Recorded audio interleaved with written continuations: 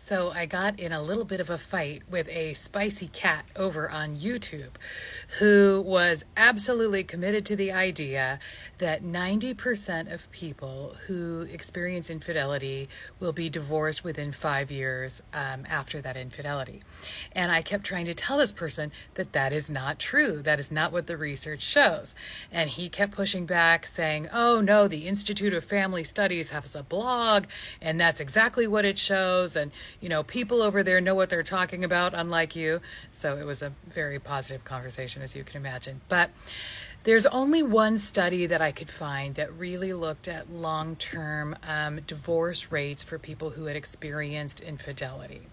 And what they found is that 53% of couples who experienced infidelity were divorced 5 years later. And that might seem like a really high number to you, but we have to compare it to the national average. So the national average, the general divorce rate in the United States is 40 to 50%. So that means that 5 years from now, 10 years from now, whenever, 40 to 50% of the people who are married will be divorced. So when you think about 53% compared to 40 to 50%, it's not that much of a difference. A more accurate statement would be to say that having an affair does in fact increase your likelihood of divorce, but it's only by between 3 and 13%.